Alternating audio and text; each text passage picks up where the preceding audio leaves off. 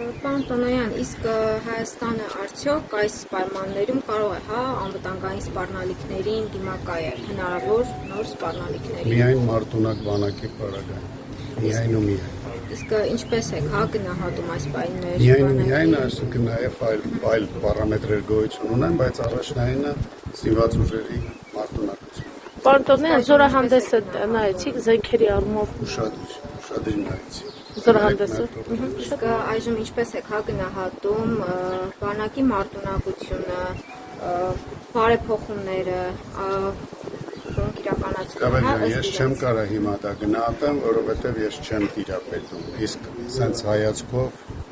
լուրջ չէ, էլի որ նախկին պաշտպանության նախարարը գնահատական տա զինված ուժերի մարտունակությանը, պատրաստությանը, հիմա շատ դժվար է այդ հարցին պատասխանել, որովհետև ներքին տեղեկատվությանը չեմ տիրապետում։ Պարոն Տոնոյան, վերջերս Հիկմետ Հաջիևն էր եկել Դիլիջան, դրանից առաջ Ադրբեջանի փոխվարչապետն էր եկել Հայաստան եւ խոսվում է սահմանազատման, սահմանագծման աշխատանքների մասին։ Արդյոք հնարավոր է դա իրականացնել հավասար պայմաններում, որտեղ կարծես թե պահանջները այն կողմից շատ են եւ հնարավոր է դա իրականացնել հավասար պայմաններում ու ինչ կտա դա մեզ, ճիշտ է գտնում որ լինի։ Կարծում եմ, որ հնարավոր է հավասար պայմաններում իրականացնել, եթե մասնագիտական ներուժը ճիշտ օգտագործվի հայաստանյան կողմից, մասնագիտական ներուժը իր ջանքերը գործարի, որպեսզի սահմանազատումը ճիշտ իրականացվի։ Ըստ ձեզ պետք է լինի սահմանազատումը, սահմանագծում ըստ ձեզ պիտի լինի։ Ընդհանրապես, եթե քաղաքական այդպիսի որոշում է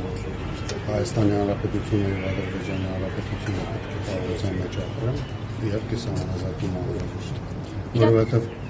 չսահմանազատված տարածքները կարող են միշտ դառնալ որոշ գործողությունների խցան, բացասական գործողություն։ Իսկ իրատեսական համարում եք, որ այս տարվա ընթացքում գուցե հնարավոր լինի ստորագրելի դաշտը։ Չեմ կարող ասել հնարավոր է ստորագրվի թե չէ, բայց ես կարծում եմ, որ հնարավոր է, որ որոշ աշխատանքներ սահմանազատման հետ կապված իրականացնեն, որովհետև նաև նա տնտեսական խնդիր է, բացի անվտանգային բաղադրիչից, նաև տնտեսական։